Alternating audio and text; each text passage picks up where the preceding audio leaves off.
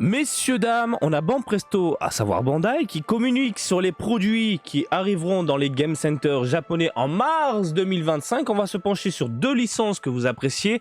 D'un côté, One Piece et de l'autre, la vie, à savoir Dragon Ball, parce que Dragon Ball, c'est la vie, tu le sais. Bref, des produits qui arriveront également certainement par chez vous, à surveiller. Quoi qu'il en soit, si vous venez en mars, il y a de quoi se faire plaisir. J'arrête de parler et on passe directement au concret.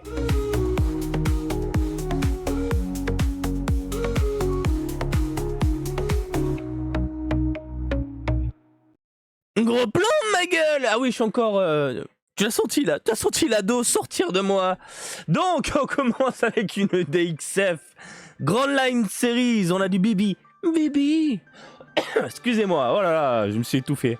Donc, DXF, on connaît la gamme. On connaît la figurine, on connaît le produit, il n'y a pas de nuance, il n'y a pas de dégradé, on est sur des couleurs neutres et simplistes. Par contre, en modélisation, ça reste plutôt sympathique. C'est tout petit, c'est plaisant, ça se prend pas la tête et ça se faufile tranquillement dans une étagère, sur une étagère, dans une vitrine quelque part, voilà. Et en plus, elle est plutôt jolie, elle est plutôt bien réalisée. On voit bien les petites pliures sur les vêtements, les cheveux et tout ça. Même si l'arrière fait un peu chewing-gum, on va dire que ça passe. On va dire que ça peut plaire à certaines personnes. On enchaîne, messieurs, dames, avec une gamme que vous appréciez, excusez-moi, King of Artists. Eh oui, ma gueule, on a des Kuzan dans les parages. C'est pas mal. C'est pas mal. Alors, c'est une gamme appréciée parce qu'on nous propose souvent des produits grands, hein, très grands, larges. Et surtout, on a des tons mat les trois quarts du temps. Voilà. Donc, un rendu mat avec une jolie modélisation, globalement, à chaque fois, au niveau des personnages. De temps en temps, de légères teintes. Et là, on est sur un personnage plutôt bien réalisé. Je ne sais pas ce que vous en pensez. Mais moi, je dis pourquoi pas. Regardez, le manteau a été fait à part. Les vêtements également. La peau, etc. On n'est pas sur un seul bloc. Donc, en termes de peinture, ça évite les gerboulades. Quand ça dégueule au niveau des délimitations. Voilà, que ça mélange les couleurs, etc. Donc là, on est sur quelque chose de propre. Bien sûr, ma gueule. Donc, en mars, si tu veux te faire plaisir, c'est le genre de produit qui peut clairement finir chez toi. On continue, messieurs, dames, avec de la Battle Record collection de Teach. Alors, elle est très très simpliste, celle-là, par contre. Elle est très simpliste. Je crois qu'il y avait une Ichiban Kuji, si je ne dis pas de conneries. Une Ichiban Kuji qui déchirait. Là, on est sur une version inférieure. Mais ça reste quand même plutôt plaisant à la mirette. On est sur du Battle Record. Bon, voilà. Donc, il y aura des défauts, malheureusement. Les défauts, c'est au niveau des textures. Cette texture, j'ai envie de te dire goudronneuse, parce que c'est le mot que j'utilise souvent. Hein, ça ressemble à du goudron, surtout au niveau des parties noires. Donc, un effet plastique qui ressort, un plastique brillant, pas très plaisant à l'œil. Et je pense que ça se voit ici au niveau de la barbe, un peu au niveau du manteau. Il y a des jointures. Après, le reste, bon, ça passe. Un peu de laqué sur les pompes. Ça brille au niveau du pantalon, un peu de mat, heureusement, sur la peau. Et du chromé concernant certains petits accessoires comme les boucles d'oreilles, les bagues. Voilà, donc c'est mignon. Ça reste mignon, on est d'accord? Ensuite, messieurs, dames, on enchaîne sur de la Sanji. Je ne l'aime pas du tout. Pas du tout.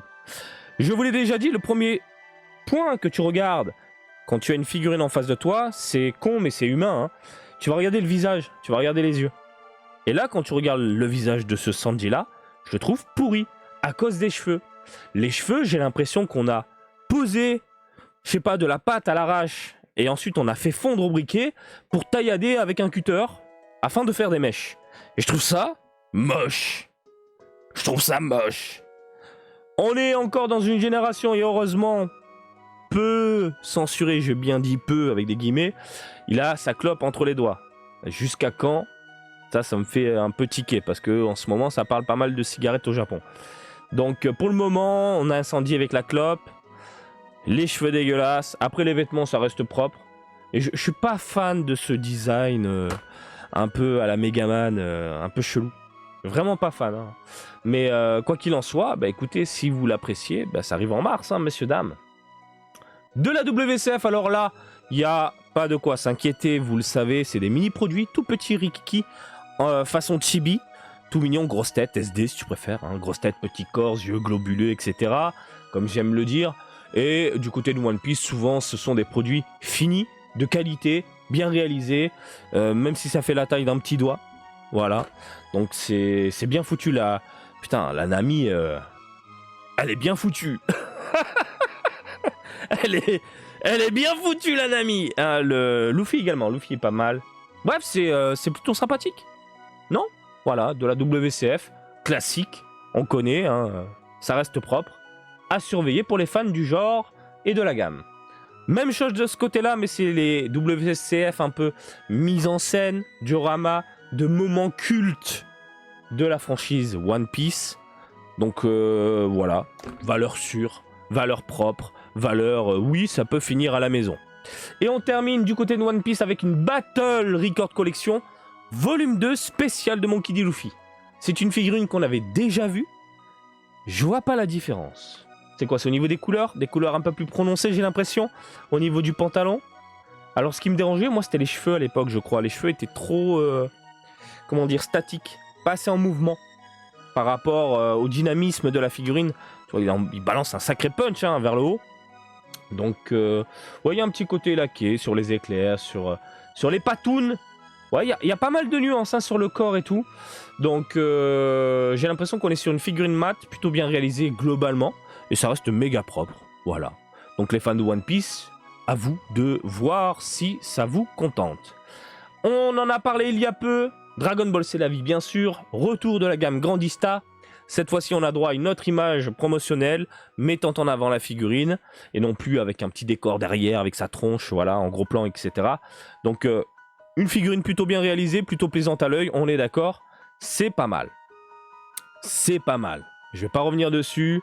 Franchement, en termes de modélisation, de rendu, de regard, de machin, de ci, de là, c'est pas mal. On attend de voir le produit définitif parce que là, sur le papier, ça donne envie. Moi, j'ai envie de claquer de la thune.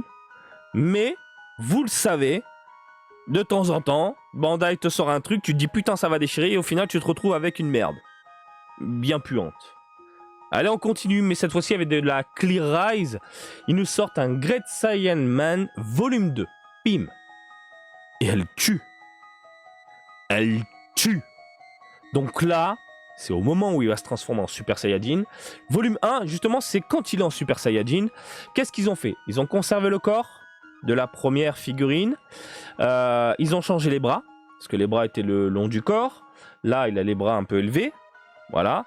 Ils ont changé la tête. Et puis voilà. Alors moi, je n'aime pas l'éclairage parce qu'il y a cet effet translucide et transparent sur certaines parties du corps, des vêtements, etc. qui ne m'attire absolument pas. J'aime bien par contre les sculpteurs et ceux qui modifient également les figurines au Japon parce qu'ils arrivent à embellir ce genre de produit et ça envoie du très très lourd. Et ce que j'aime beaucoup ici, c'est le fait d'avoir Gohan en normal, les cheveux bien raides et les yeux déjà en Super Saiyajin. Tu vois le verdâtre au niveau de la pupille et tout.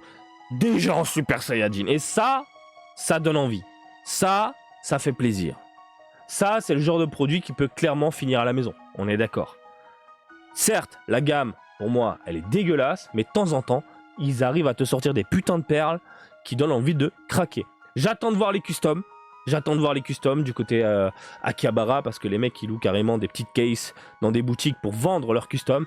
Et franchement, ça en customs, je pense que ça peut débotter. Ça peut débotter. Oui, j'ai le nez bouché, donc excusez-moi. On continue, mais avec un truc qui m'a retourné le cerveau.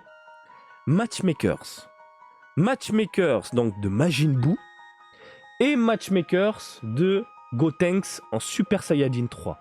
Si tu es un amoureux de la licence Dragon Ball et que tu vois ces deux figurines, évidemment, dans ta tête, ça fait tilt.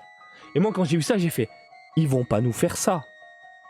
Ils vont pas nous faire ça, c'est pas possible. Ils vont pas tout nous sortir. Et si c'est le cas, moi je craque. Là, j'ai envie de craquer déjà. Donc Majin Buu, certains peuvent dire, mais c'est quoi cette pose un peu chelou, etc.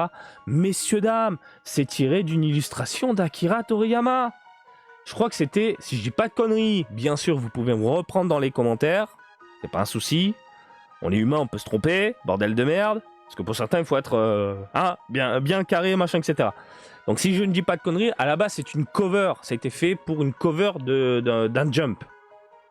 Et là, putain de merde. Regardez. On a le Gotenks en Super Saiyajin 3. On a le Majin Buu. Gotenks, Majin Buu. Est-ce qu'ils vont nous sortir l'Ultimate Gohan et les autres Majin Buu et le Goku Super Saiyajin 3 pour pouvoir reproduire du coup l'illustration de Toriyama? Mais messieurs, dames, la boîte de mouchoirs elle est là J'ai le Kiki qui est sorti, je n'en peux plus. Non mais je vous le dis. Parce que s'ils me font ça, je vais devenir fou. Elles sont bien réalisées en plus. Putain, il est classe quoi. Et ça donne envie de craquer. Ça donne envie de craquer. Et je trouve l'idée excellente. Se baser sur les illustrations de Toriyama pour sortir des produits comme ça, je dis oui. En plus, ils ont conservé un peu ce délire de proportion avec des grosses têtes, des petits corps, parce que Toriyama, il a un trait assez particulier, on le voit au niveau du Gotenks. Hein. La tête, elle est quand même gigantesque. Hein. Et donc, ça rend super bien. Ça rend super bien. Seul défaut, malheureusement, des matchmakers récentes, c'est qu'il n'y a pas de contraste. Il n'y a pas de nuance.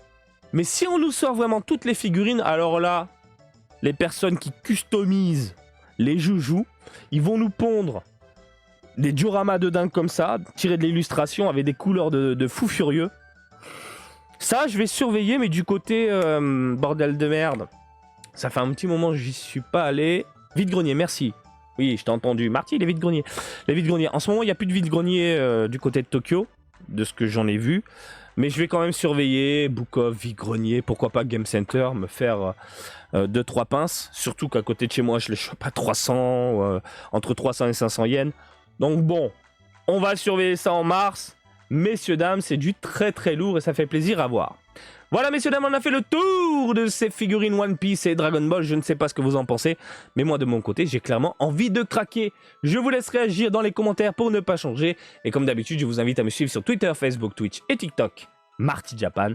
Et je vous dis à très bientôt. Allez, salut, bisous, ciao, ciao!